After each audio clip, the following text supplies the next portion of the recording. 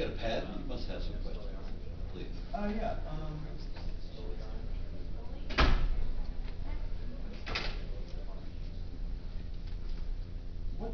It seems as though, a lot of your campaign is motivated by a need to have a platform for the National Initiative campaign. What's the libertarian part of that? Well, the whole thing is libertarian. Stop and think, what's more libertarian than turning to the people and say, we believe in freedom and liberty, and we believe in it so strongly, we're going to give you the same power the government has to make laws or to repeal laws. That's freedom. Now that's libertarian. I don't know a better definition of libertarian. Some libertarians think you're a big D Democrat, big government Democrat. What do you say to your critics? Well, I say that they don't really understand my career, because I was a Democrat. The things that I recited, ending the draft, stopping nuclear testing, capping nuclear power plants, the Alaska pipeline, losing the Pentagon Papers, and I could give you 10 more. They were all done in the first 4 years I was a senator. And that was the last of my 4 years, the Libertarian Party was founded. So I was a libertarian, walking the talk before they were even given a name.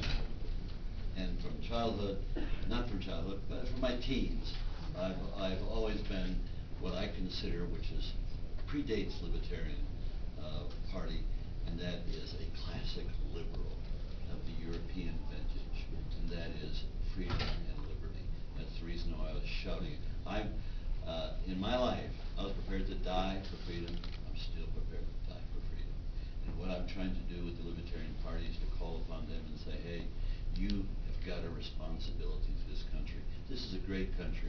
We've fallen on hard times, because we've had bad leadership, and because we've had two parties that monopolize everything that we do in government.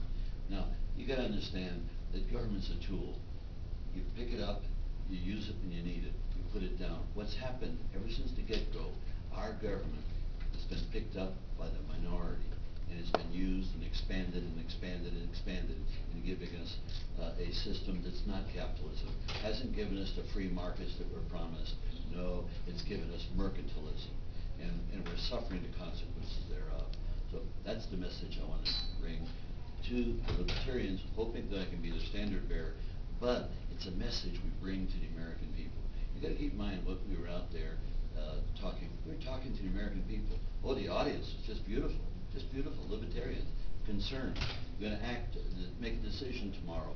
But we have to present ourselves to the American people as an answer to the monopolistic parties that have been befouling our polity and our society. And that's what I think I can do. And I've got a track record for doing that. For some reason, I was born, and some say, oh, you're courageous. I've never looked upon it that way. I know I'm fearless. I don't know why I'm fearless, but I'm not afraid of authority.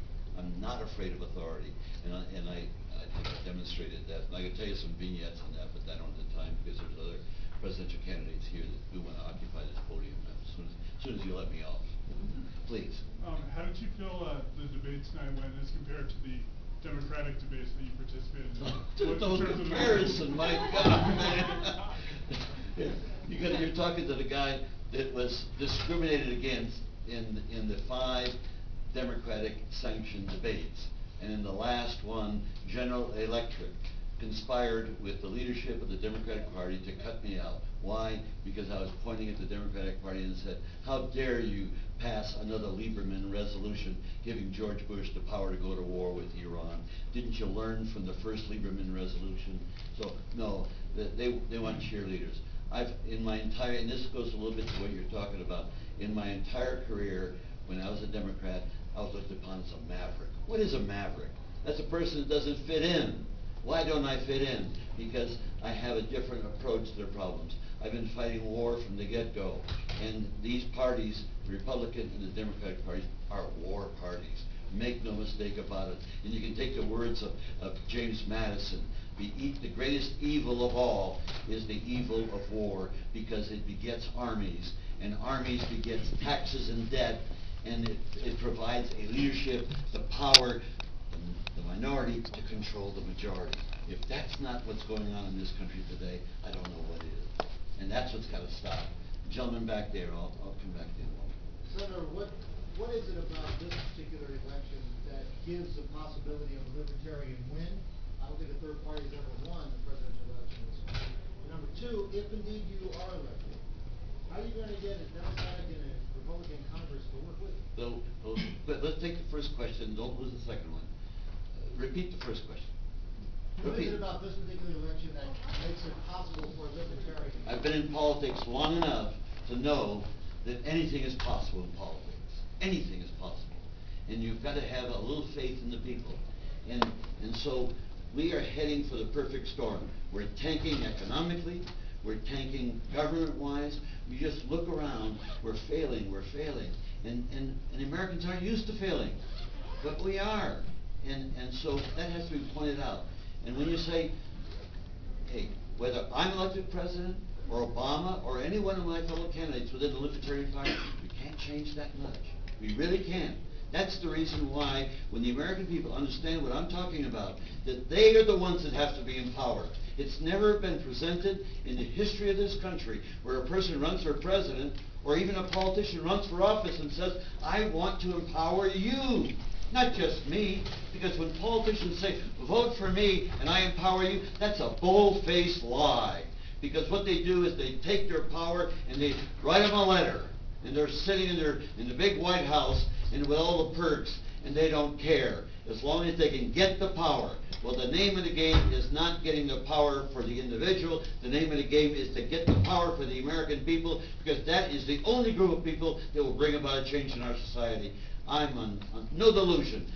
The agenda I have, which is a libertarian agenda, by and large, the Congress won't pass any of it. Won't pass any of it.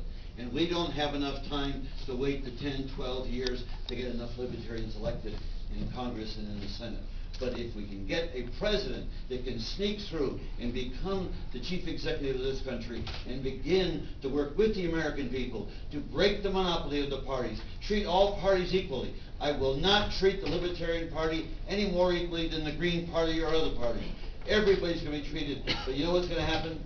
When you empower the American people, you're going to see the power of the parties diminish.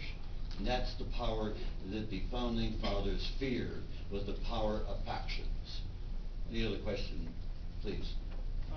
It seems like it was a very positive debate tonight. Not much discussion about Congressman Barr's record in Congress or your record as a senator, which is pretty different from the Democratic debate, for instance. Why do you think it was so positive? Why do you think there was so little discussion about? Well, first off, we all have our records known, and I was proud of my colleagues up there that they focused, and what came out was some facts. There's nothing wrong with facts. There's no negative campaign up there. There's a combination of putting out facts, commitment, personal beliefs. No, I think we can be real proud. There's different opinions, and and there's a buffet out there where the libertarians can pick from the buffet, and that's what's important about having freedom of choice in that regard. Okay? Senator Bill, can I take over from you? Well, I don't. Any other questions? Actually, I'm sorry. Well, wait, I want to answer that lady's question Well, right there. Okay, you excuse me? I want to answer that lady's I'm question sorry, right Senator there. Burrell, we gotta give everybody a fair chance. Well, we're going to give everybody a fair chance. I don't see anybody leaving. If I could get all the candidates, Fine, please come excuse forward. me. One thing about bureaucracies, we get a little too rigid. And we got to be a little open, because we're a party of freedom, okay? Keep that in mind. Can I have all the other candidates please come forward, please? Thank you very much. My name is Andrew Davis. I'm the National Media Coordinator for the Libertarian Party. I thank you guys for coming out. Great debate tonight. I am happy to see 7 candidates up there on stage. I think Democrats and Republicans could learn things from the Libertarian Party about being open and honest with our debates. Just by the fact that we had 7 of our candidates up there, they competed to be up there, they earned the right to be up there, and we didn't shut anybody out for any political reasons. Now, Dr. Phillies, why don't you come forward?